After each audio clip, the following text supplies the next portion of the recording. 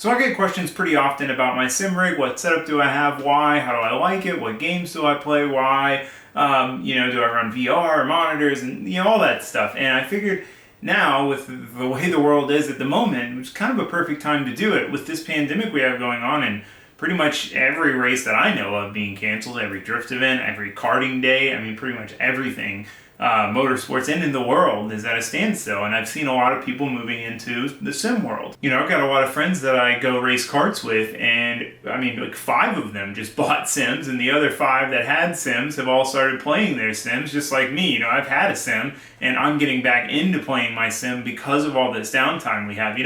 Without the downtime, it was a little bit harder for me to make time for playing the sim. I had so much time into prepping the car, working on the car, modifying the car, going to the events, mounting tires, ordering parts. I spent so much time doing my real life drifting and my real life kart racing that I didn't really have that much time to do sim racing, nor did I have that much desire, because I was getting my fix drifting 3-4 times a month and going to 2 kart races a month. So anyway, now with all this downtime, I have more time. And I have this yearning to race and drift. This, strong desire. I need my fix. I need my racing drifting fix, right?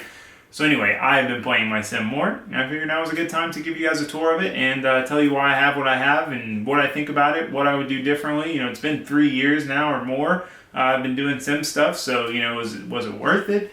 And kind of what games I play and why. A lot of people have a lot of questions on that. So yeah, let's get into it.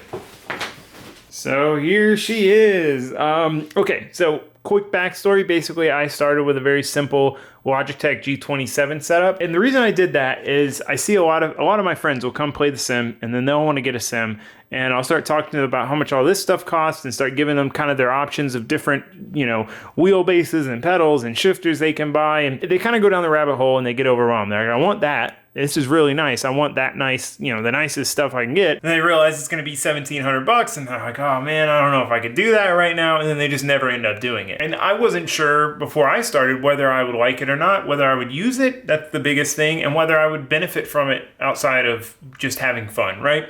So I started with the G27, kept it cheap, bought a cheap one from my old boss. Then me and my buddy Marco, we built this sim rig out of just wood, spare pallet wood and stuff we had left over.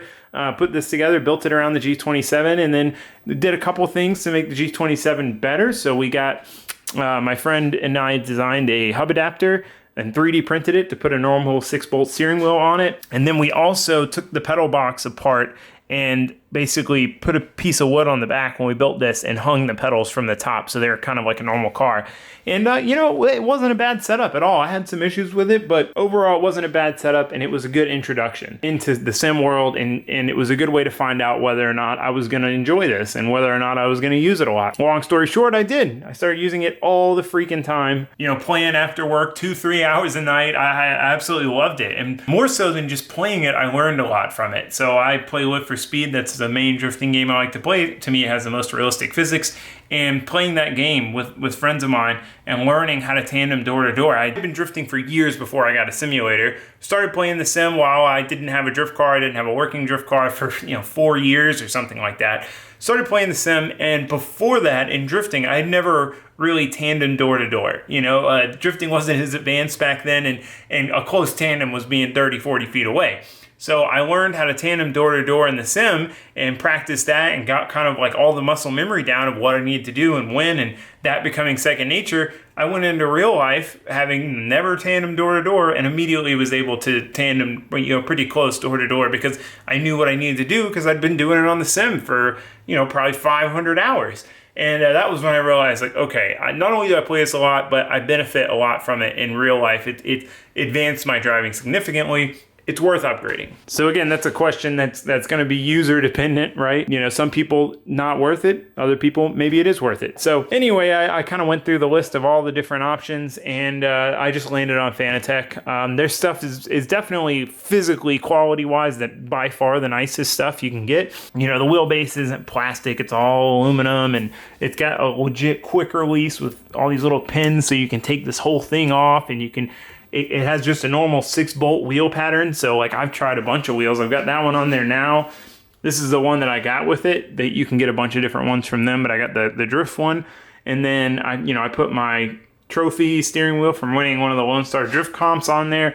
So that was really cool to me. You don't have to buy or print a hub adapter. You can just freaking bolt any normal car wheel on you want. And wheelbase wise, you know, I think some of the competition, like feedback wise, is what a lot of people harp on. And I think, you know, any good mid to upper end belt driven wheel is going to have nice force feedback. Where Fanatec to me really like made the decision easy to go with them was the pedals and the shifter. So all the other shifters I've tried, they're just all plastic and they feel plastic. They feel like a video game. They feel like a plastic shifter. This one is all metal. And it feels very close to real life, if not just like real life. When I'm playing the game, it feels like I'm shifting a real car, especially with VR on. But, you know, it's got reverse lockout. You can hear the engagement. It definitely, to me, is by far the nicest shifter of, like, the mid-range stuff. There's crazy high-end, there's probably $2,000 shifters, so I'm not talking about that. And then the pedals. Pedals are the biggest thing. This is definitely where you don't want to cheap out. But these pedals are super, super nice. So again, all aluminum. You can see how much I've played where my heels have worn out the anodizing. So one of the big things is the brake pedal. So instead of being a potentiometer that's just reading how far you're pushing it, it's got this shock and then another damper here, which you can adjust the stiffness of both of those. And then it has a load cell. So what it's reading is how hard you're pressing it, not how far you're pressing it, which is how, you know, a normal brake pedal works. And then the clutch has its own damper as well, and the spring setup, nice, a lot of throw, feels very realistic. The throw is the big thing. The cheaper pedals, you know, they move like this far.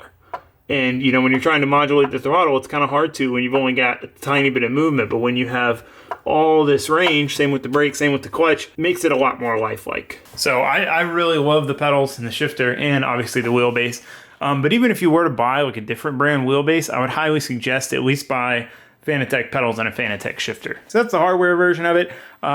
The rig itself is not ideal for the Fanatec stuff because it all has nice blind holes so you can bolt it in from the bottom, and ideally you'd be bolting all this stuff on through metal. I had to do some kind of janky stuff to get it all to work on this wood rig because again this was built around a G27, so rebuilding this has been high on the list of priorities, but we might be going a different direction with it.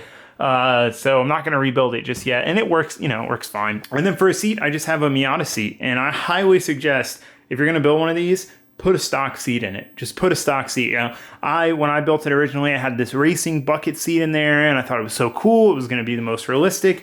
No, you just want something comfortable. You want back in, Sans? This is what I deal with. In and out, in and out. Come on, Sans.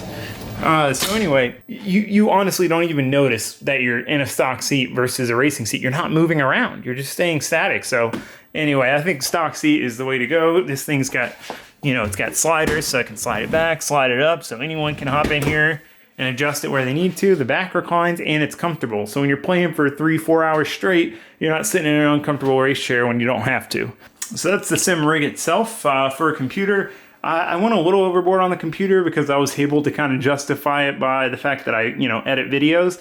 So I bought this as a pre-built. It's got a GTX 1080 Ti. It's got 32 gigs of RAM, the newest at the time i7 processor, a 1 terabyte solid state, and 2 3 terabyte normal hard drives. So it works great for editing and stuff, works great for everything else, for playing games and VR. I used to play, I have an Asus ROG gaming laptop that I got for editing, and I used to play on that and it was fine, but I got VR. So this screen is not what I play on.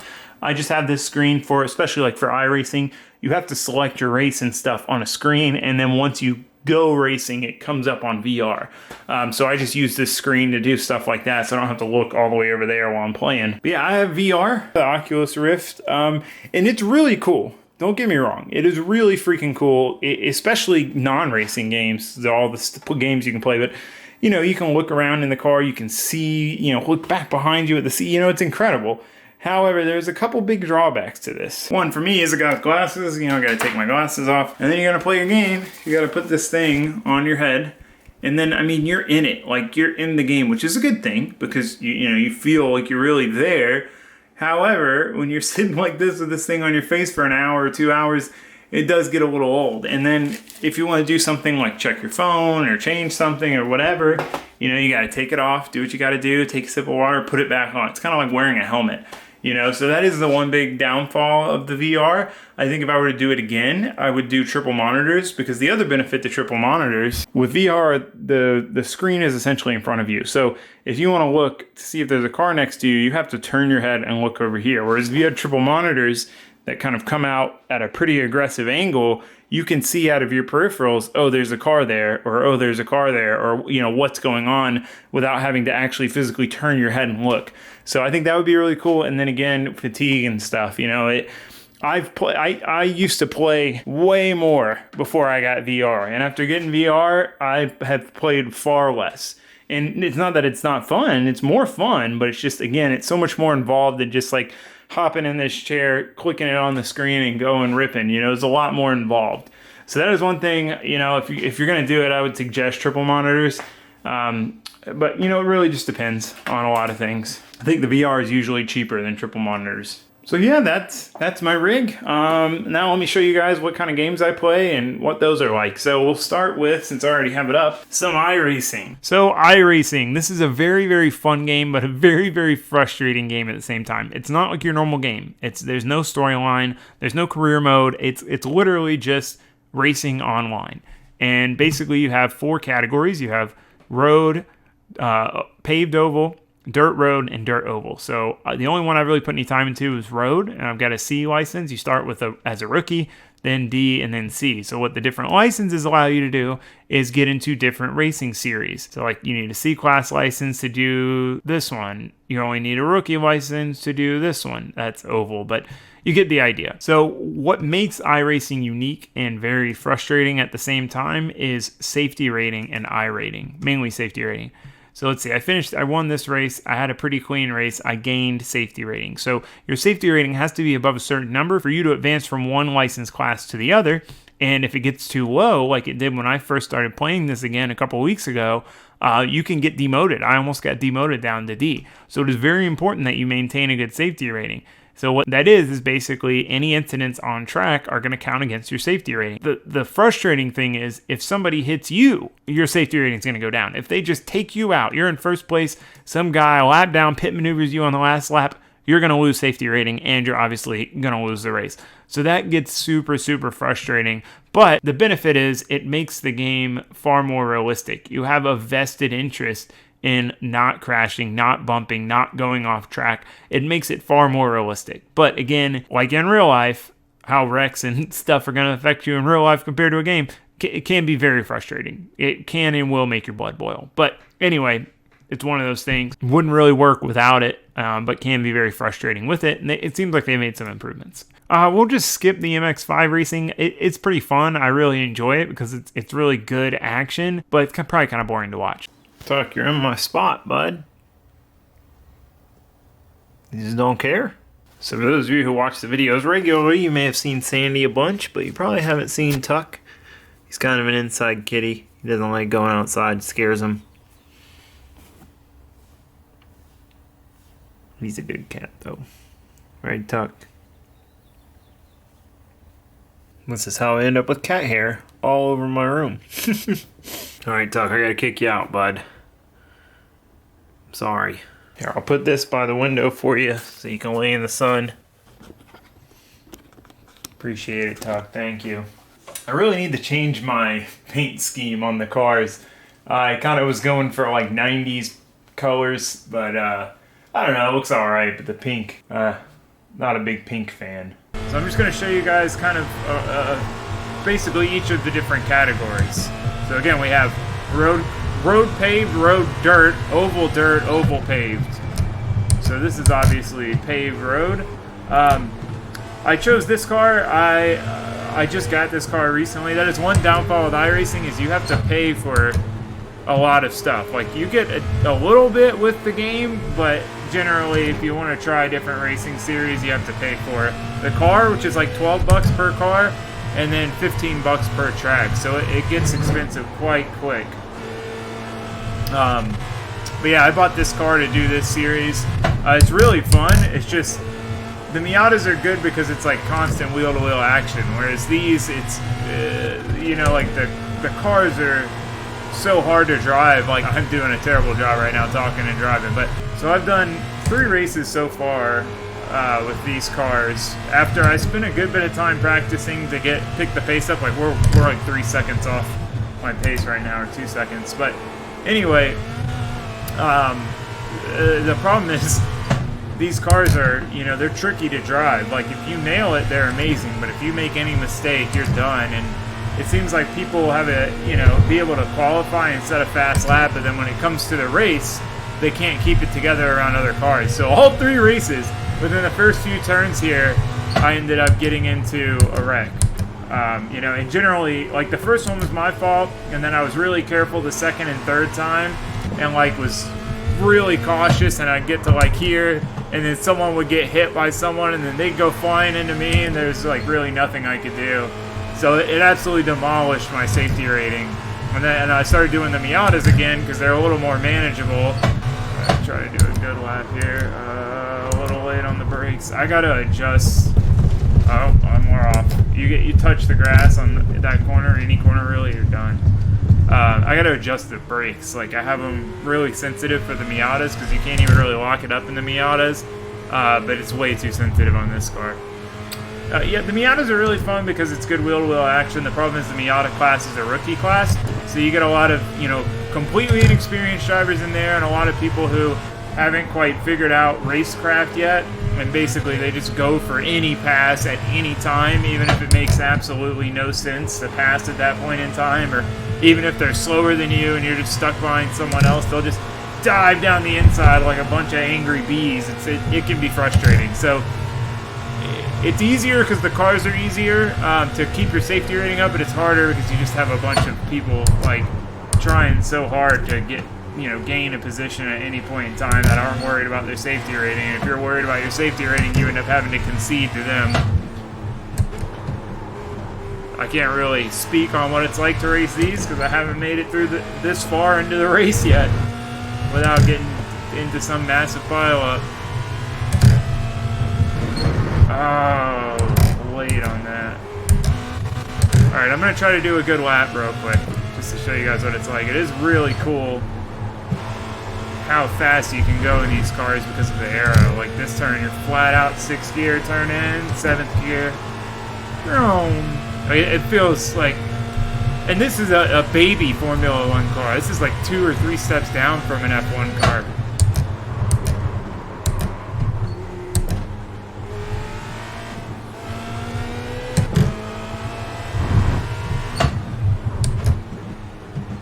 It's crazy how fast you forget the line and your braking zones and everything you need to do to have a fast lap. Turn-in points.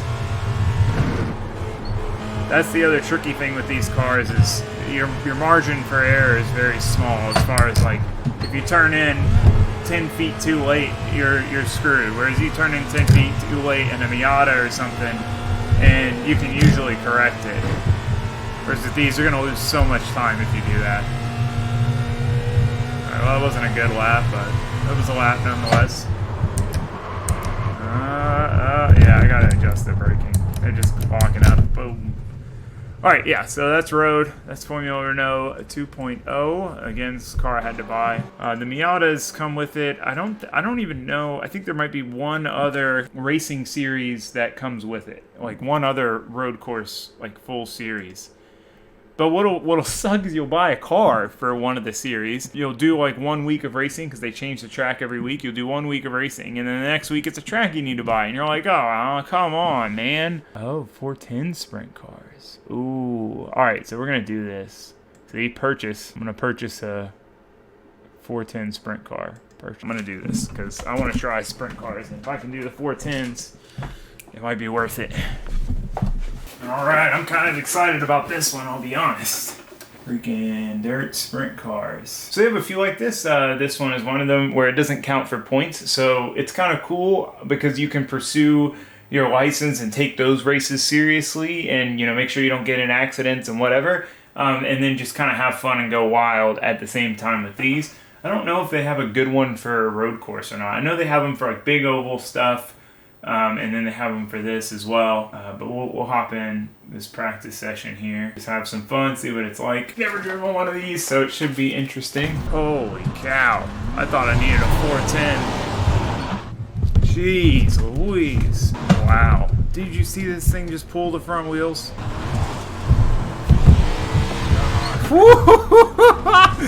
Oh, this is fun. I'm doing terrible, but it's fun. Oh, man, you gotta be very easy on the throttle. You gotta be very easy on the throttle. Oh, and I flipped it. I flipped it. I'm sorry, guys. I'm so sorry. Got good oil pressure. This thing's running a little cold. Woo!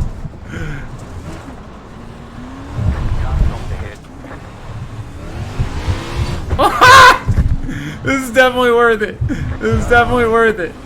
Oh, this is wild. I've only wrecked like 10 times. Not a big deal. Okay, this is amazing though. We're going to be doing more of this. Show you guys a couple laps from my point of view real quick. Oh, speeding in the pits. Come on, post race. Okay, so I don't have to deal with that now. Show you guys a couple laps from my perspective. You can just see how wild it is.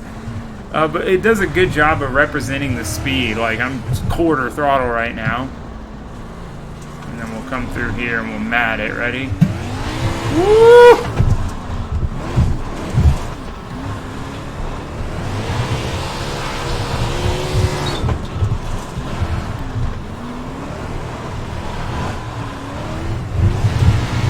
Freaking pulls the front wheels off the ground. Oh, too much angle.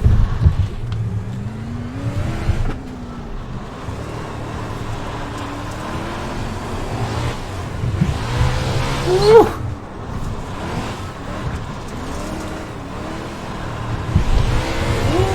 Ooh, it just feels wild when you accelerate down the straightaway and you know you're going to flick it into the turn. Man, I'm doing a terrible job right now. I was actually driving okay a minute ago. Okay, well, so that's that. I just wanted to show you guys that. We'll move on to the other ones. I'm going to have to come back to this one for sure because that is a whole lot of fun. I think racing in it is going to feel insane. It's going to feel nuts. Alright, so now we're going to do paved oval. We're doing big oval. When I do paved oval, I like doing the small short tracks. I think they're a lot of fun. It feels just like racing in the Freedom 500 did, like just like it. But this is like a current NASCAR Cup car on Daytona. So I'll show you guys what this is like real quick.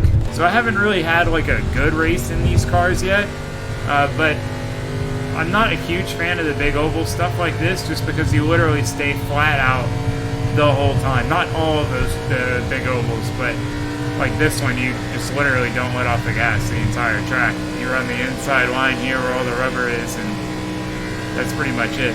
But again, I haven't ran a good race where it's a pack of like 10 of us drafting and passing, so I'm sure that's where it gets fun, but that's why I like the short track stuff. There's a lot of braking and acceleration, braking, acceleration, just flat out in fourth gear.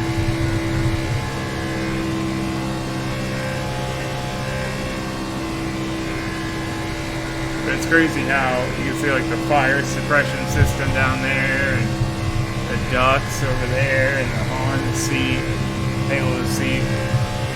Yeah, my thing with this is like when you're driving solo, I don't know how you really pick up any time. Like what can you do differently to go faster if you're flat the whole track with minimal steering inputs? See my ghost in the mirror right behind us. He's not getting a tow though because he's a ghost. But yeah, these cars are really well detailed. You can see the ECU up there. Puts my name up there. Donut.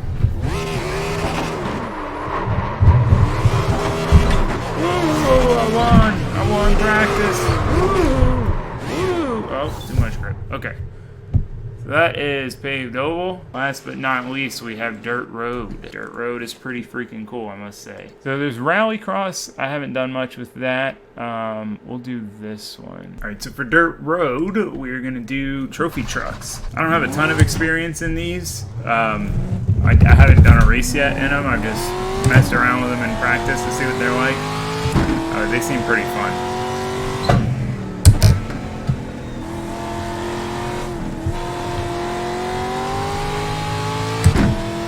Come in here, you're looking in. Oh, I was late on that turn in.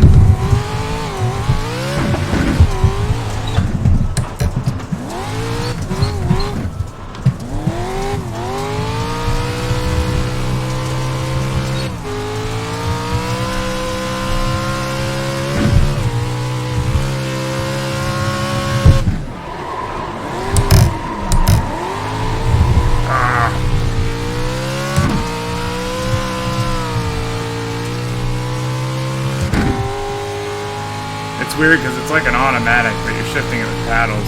There's only 3 gears. This turn is deceiving. You think you're slowed down enough and you try to turn in and you start sliding like crazy. Third gear, flicker in. Try to hit the jump relatively straight.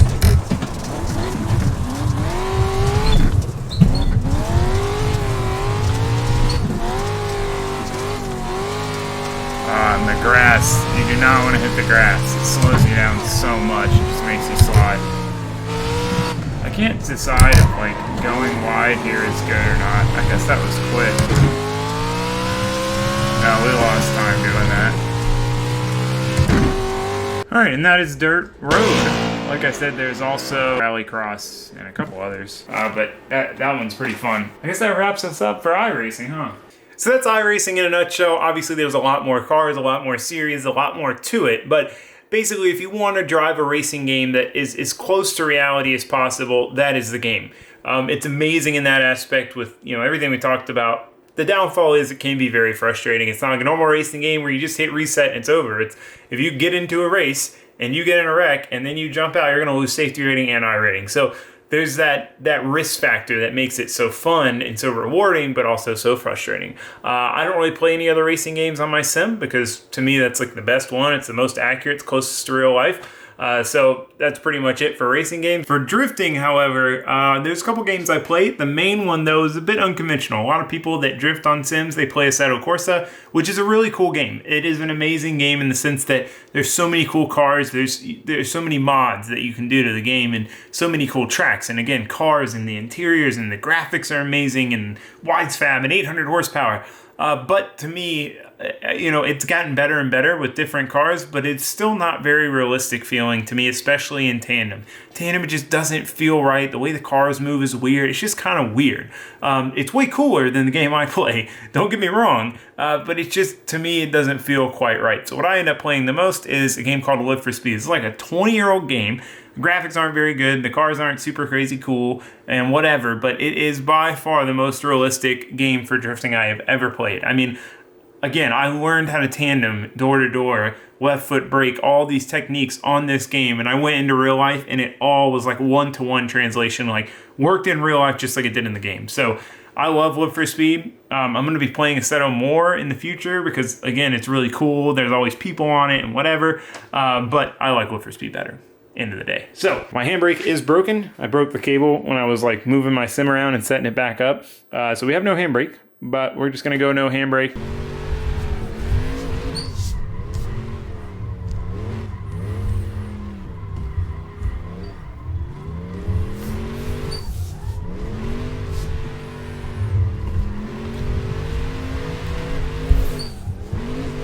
But the detail in these cars, this is an interesting one because it's set up, as like a race car with a metal dash and such. But, you can see the fire extinguisher, the shifter, the handbrake down there, the hydro with the single reservoir and the hard line coming out, and the rear seat delete. You got a fuel system back there. Do you see that? Fuel cell, fuel pumps, fuel filters, everything. Cage, seats. I mean, that's the coolest thing to me about this game is how much detail gets put into the interior and stuff. Alright, let's try a different track, different car. I want to make sure I give Assetto a fair representation. I'm a little biased towards Live for Speed, and I'm gonna vote on Live for Speed in all circumstances, and just take that as it may. Let's try to do some tandems. So I mean, this aspect of it is so sick. Like, you got all these cool cars, freaking. We're drifting around in a bunch of kitted S chassis and JZXs and everything under the sun, R34. And we're doing it on this super cool toge course. I mean, that is what is super sick about Assetto Corsa. I mean, as a drifter, drift guy, JDM person, like, it's got everything you could want or need in it. Is anyone gonna go tandem on the actual track or nah? There we go. Let's see if we can tandem with this guy.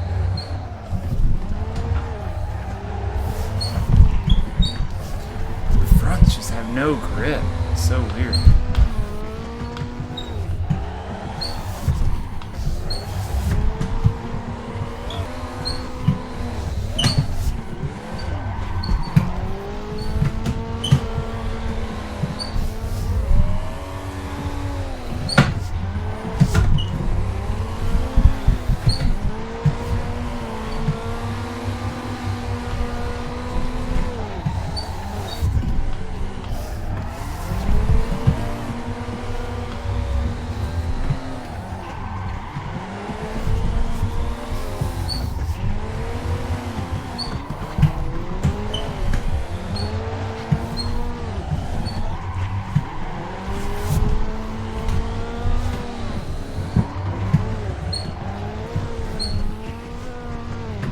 Over Assetto Corsa for now. Alright, well, I mean, that was enough for you guys to kind of see what tandeming is like on Assetto Corsa. There's people obviously who are better at it than I am. This is my first time playing it in probably a year.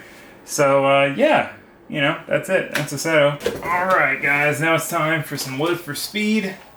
Gonna hop on with Ben, some tandems in. Dude, can you hear me, Benny boy? The worst part about VR, trying to type something on your keyboard. Alrighty. So as you can see, the car and such, not that cool. Not that cool looking. Interior, everything. So basically the difference between lift for speed and Assetto, besides a lot of things, right? But the main thing is, lift for speed has, I think, 7 tracks, but they're huge complexes. Like people set up street drifting courses and things like that. But basically, when people build a track, they build it within lift for speed. It's not like they're building a track outside of lift for speed. You know, like with Assetto tracks, they look like just like the real track. They got the trees, the grass, the elevation, everything, which sometimes lift for speed tracks will have elevation, but most of the time they're like this. They basically build them up in one of the 7 tracks as a layout. So yeah, anyway, we can do some tandems. Ready, Freddy? Your car like glitched off the line. I didn't realize you went yet. Good though.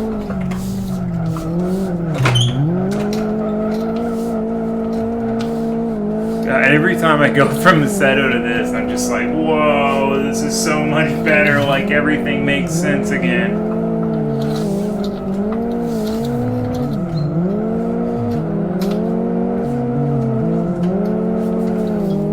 That's the other interesting thing about lift for speed compared to Assetto is the tire physics. So, one, to me they feel way more real. 2, though, they wear out. So your tires get hot and then eventually they'll pop.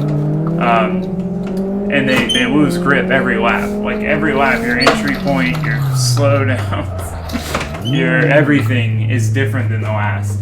And I think that's a really good way for you to learn as a driver to deal with different grip levels, you know, when you go from, you know, one tire type to another, rain to dry, like all that stuff. Because in the game, every lap you're adapting to the different grip level and having to change where you initiate, where you e-brake, where you brake at, how hard you brake, you know, all that good stuff. The other cool thing about it, you know, it can be kind of annoying when you want to just rip back to back. Oh, crap. The nice thing about it when you're tandeming with someone is basically we'll just go for a set of tires. So Ben will lead until his tires pop, and then I'll lead until my tires pop. So it's a good way to like break it up, you know, instead of you just like leading for 40 laps. This isn't the best tandems, guys, but I think you can get the idea.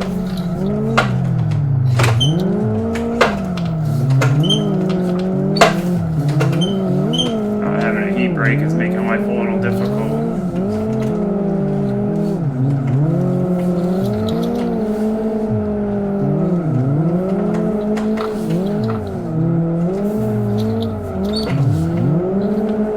See, like right now, if I can e-brake, I could pull myself back wide a little bit, but I can't.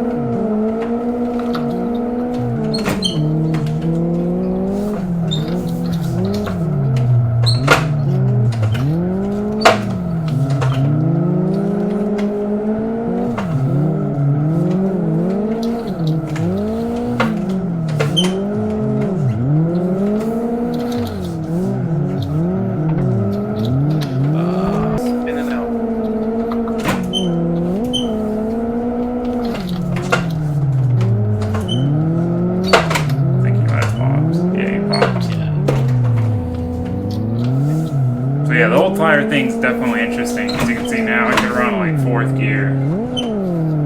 Whereas I've been running 2nd, going to 3rd.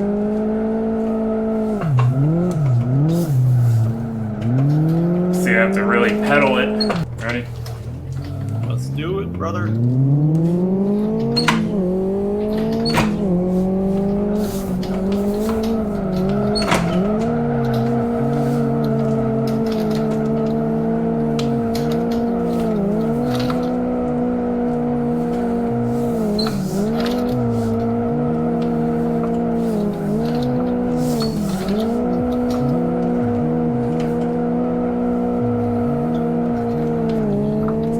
Guys, how much grip I have right now. The car just went in the straight down. See how fast it slows down into this turn. How I'm like coming up shallow into these because the car is just gripped up and wanting to straight down. And as time goes on, it'll be hard to not wash wide.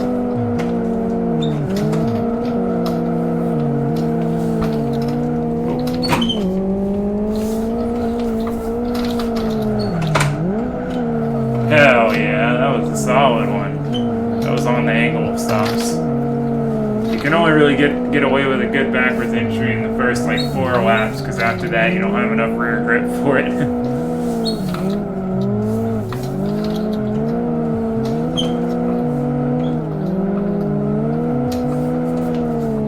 See, now the entries are getting longer and longer.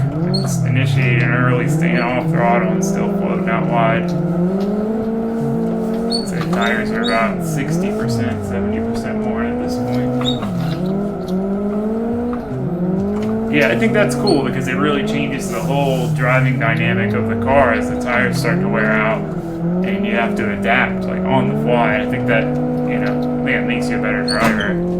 Basically, me and Bill were just talking about it. I think, if you're just trying to have fun, you're not really trying to gain anything from playing a sim. Like, not that you're not going to gain anything, but if your goal is just to have fun, Assetto Corsa is definitely the better option. But if your goal is to progress as a driver and learn and practice and develop muscle memory and stuff, I think this is a better game. And for me, I have more fun at the moment on this game because it feels more like real life. And, I'm able to push for every last bit of proximity in tandem and try to get that last foot of proximity and try to hold it the whole lap. And I don't know, I find that fun. I find trying to progress fun. That's like the most fun thing to me, is trying to get better.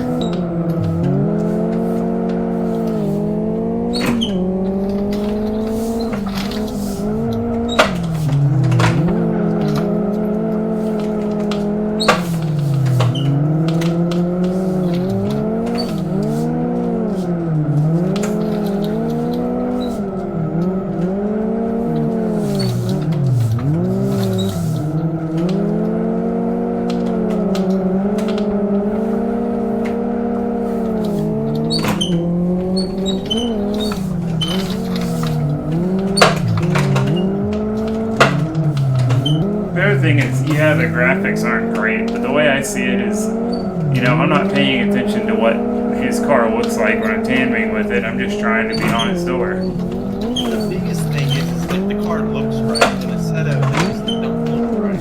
Yeah, exactly. They just don't the way they drive when you're behind them. It just doesn't look right. They're always kind of wavering and wonky, and the way they pivot, it's just weird. It just doesn't look right. Tandem is weird, whereas this car looks just like as if he was drifting in real life.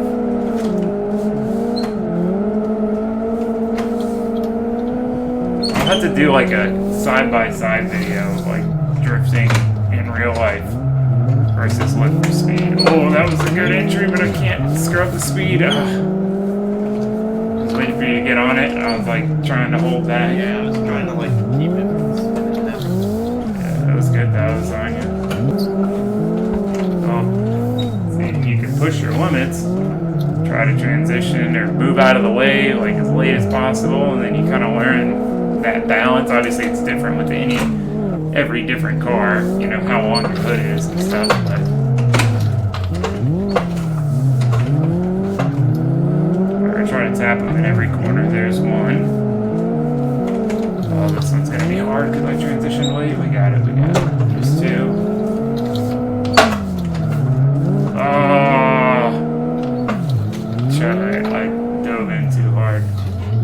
Alrighty, well, that's pretty much it for Lift for Speed. I like it a lot. I really enjoy it. I just need to get more of my friends to play it so we could start like a group and do competitions and stuff. I think that'd be a lot of fun because it's a really good game. Alright, so I guess that pretty much is going to wrap up our test tour review thing of my drift simulator. Yeah, I mean, at the end of the day, I've had it for 3 or 4 years now, and I would say 100% worth it. Do not regret it, not one bit. Even during the times when I didn't play it often, you know, I'd go a month or so without playing it, still worth it, because that time when I wanted to play it and I wanted to practice or I just wanted to have some fun, I could jump on it and I can go play. And then, I mean, the times like this hit, you know, and I was prepared. I already had my sim, everything was set up, so, you know, I feel very fortunate for that. So I am very grateful that I have it. I think they're a great tool if you want to use them for that, if you want to learn whatever the case may be, whether it's racing, whichever type of racing, you know, whether it's drifting, whatever, you can learn a lot from the sim. I think you could practice on the sim, get good on the sim, and go into real life and be most of the way there, you know? And then for fun, I mean, obviously it's fun, and the closer you get to reality with them, with VR and motion simulators, which are now starting to get pretty affordable, and all of that other stuff, the more fun it is, the closer to real it is. And when you compare, you know, people think it's kind of crazy to spend $1,700 on a sim, let alone, you know, 5, 6, 7, 8 grand to have a motion rig with direct drive and VR and all this stuff. But when you compare that to the cost of a real car, I mean, that's the cost to build a basic bolt-on suspension setup 350Z for drifting. And then you got to factor in the cost of going drifting, you know, the money on tires, event, fuel, everything. And then on top of that, the time and money spent maintaining the car. So, I mean, really, in the grand scheme of things, I think sims are great value to get experience and have fun without spending a ton of money and a ton of time. So, yeah, anyway, that's my take on it. Again, if you're looking to do this, again, start small if you're not going to start it off. If you're for sure you're going to do it, it's worth buying the right one off the rip. But, you know, if you're unsure, just buy a cheap one. Try it out. See if you like it. See if you play it. See if you only play it once a month or if you play it every night and are in love with it. And then, if you like it, there's guaranteed you have a buddy who needs a sim and wants a wheel that you can sell it to and then go buy yourself a nicer one. So, that's my suggestion. But, you know, take that as you may. I guess that's going to be it for this one, though. Thanks for watching. Thanks for subscribing. Goodbye.